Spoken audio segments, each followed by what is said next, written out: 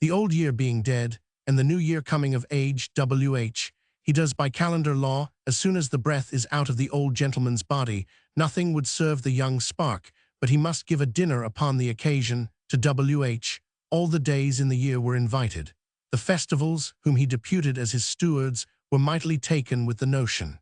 They had been engaged time out of mind, they said, in providing mirth and good cheer for mortals below, and it was time they should have a taste of their own bounty. It was stiffly debated among them whether the fast should be admitted. Some said that the appearance of such lean, starved guests, with their mortified faces, would pervert the ends of the meeting. But the objection was overruled by Christmas Day, who had a design upon Ash Wednesday, as you shall hear, and a mighty desire to see how the old Domine would behave himself in his cups. Only the vigils were requested to come with their lanterns to light the gentlefolks home at night. All the days came to their day. Covers were provided for 365 guests at the principal table, with an occasional knife and fork at the sideboard for the 29th of February. I should have told you that cards of invitation had been issued. The carriers were the hours 12 little, merry whirligig foot-pages, as you should desire to see, that went all round and found out the persons invited well enough, with the exception of Easter Day, Shrove Tuesday, and a few such movables, who had lately shifted their quarters. Well, they all met at last, foul days, fine days, all sorts of days, and a rare din they made of it. There was nothing but hail, fellow day, well met, brother day, sister day, only Lady Day kept a little aloof and seemed some what scornful. Yet some said, 12th Day cut her out and out, for she came in a Tiffany suit, white and gold, like a queen on a frost cake, all royal glittering and epiphanes. The rest came, some in green, some in white, but old Lent and his family were not yet out of mourning. Rainy days came in, dripping, and sunshiny days helped them to change their stockings. Wedding Day was there in his marriage finery, a little the worse for wear. Payday came late, as he always does, and Doomsday sent word he might be expected. April Fool, as my young lord's jester, took upon himself to marshal the guests, and wild work he made with it. It would have posed old Arapater to have found out any given day in the year, to erect a scheme upon. Good days, bad days were so shuffled together, to the confounding of all sober horoscopy. He had stuck the 21st of June next to the 22nd of December, and the former looked like a maypole siding a marrowbone. Ash Wednesday got wedged in, as was concerted, betwixt Christmas and Lord Mayor's days. Lord, how he laid about him! Nothing but barons of beef and turkeys would go down with him, to the great greasing and detriment of his new sackcloth bib and tucker. And still Christmas Day was at his elbow, plying him with the wassail bowl, till he roared and hiccuped, and protested there was no faith in dried ling, a sour, windy, acrimonious, censorious, hypocritical mess, and no dish for a gentleman. Then he dipped his fist into the middle of the great custard that stood before his left-hand neighbor, and daubed his hungry beard all over with it, till you would have taken him for the last day in December, it so hung in icicles. At another part of the table, Shrove Tuesday was helping the 2nd of September to some cock broth, which courtesy the latter returned with the delicate thigh of a hen pheasant, so there was no love lost for that matter. The last of Lent was sponging upon Shrovetide's pancakes, which April Fool perceiving, told him he did well, for pancakes were proper to a Good Friday. In another part, a hubbub arose about the 30th of January, who, it seems, being a sour puritanic character, that thought nobody's meat good or sanctified enough for him, had smuggled into the room a calf's head, which he had cooked at home for that purpose, thinking to feast thereon incontinently. But as it lay in the dish March Many Weathers, who is a very fine lady and subject to the megrims, screamed. Out there was a human head in the platter, and raved about Herodia's daughter to that degree that the obnoxious viand was obliged to be removed, nor did she recover her stomach till she had gulped down a restorative, confected of oak apple, which the merry 29th of May always carries about with him for that purpose. The king's health being called for after this, a notable dispute arose between the 12th of August, a zealous old Whig gentlewoman, and the 23rd of April, a newfangled lady of the Tory stamp, as to which of them should have the honor to propose it. August grew hot upon the matter, affirming time out of mind the prescriptive right to have lain with her, till her rival basely supplanted her.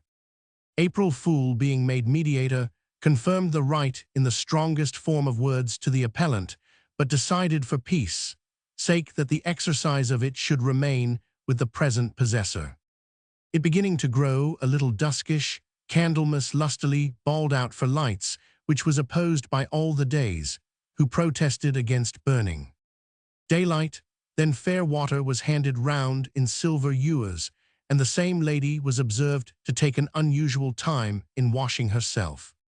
Mayday, with that sweetness which is peculiar to her, in a neat speech proposing the health of the founder, crowned her goblet, and by her example the rest of the company with garlands. This being done, the lordly New Year from the upper end of the table, in a cordial but somewhat lofty tone, returned thanks. He felt proud on an occasion of meeting so many of his father's late tenants, promised to improve their farms, and at the same time to abate if anything was found unreasonable in their rents. At the mention of this, the 4 quarter days involuntarily looked at each other, and smiled. April Fool whistled to an old tune of New Brooms, and a surly old rebel at the further end of the table, who was discovered to be no other than the 5th of November, muttered out distinctly enough to be heard by the whole company words to this effect, that, when the old one is gone, he is a fool that looks for a better. Which rudeness of his, the guests resenting, unanimously voted his expulsion, and the malcontent was thrust out neck and heels into the cellar, as the properest place for such a boutafieux and firebrand as he had shewn himself to be.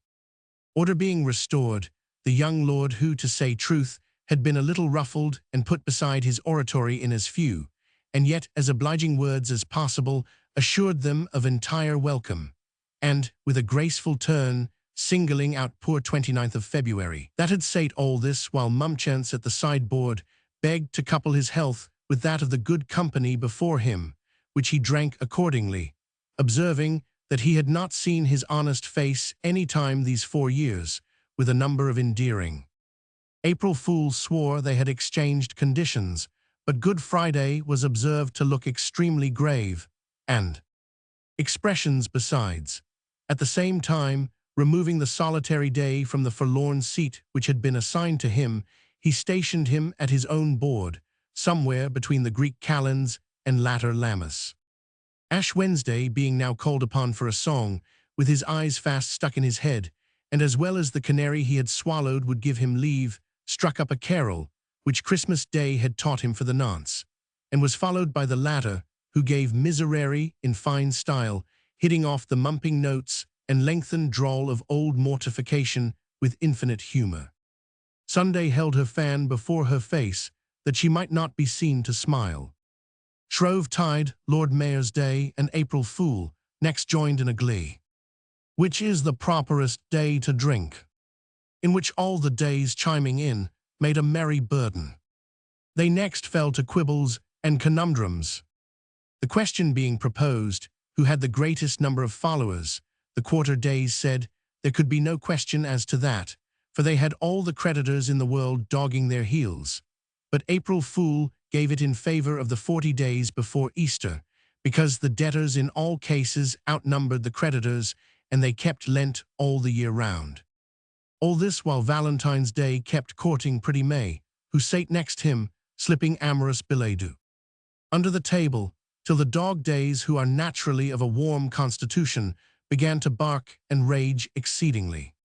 April Fool, who likes a bit of sport above measure, and had some pretensions to the lady besides, as being but a cousin once removed, clapped and hallowed them on, and as fast as their indignation cooled those mad wags, the Ember Days, were at it with their bellows, to blow it into a flame, and all was in a ferment, till old Madame Septuagesima, who boasts herself the mother of the days, wisely diverted the conversation with a tedious tale of the lovers which she could reckon when she was young, and of one Master Rogation Day in particular, who was for ever putting the question to her, but she kept him at a distance, as the chronicle WD tell, by which I apprehend she meant the almanac.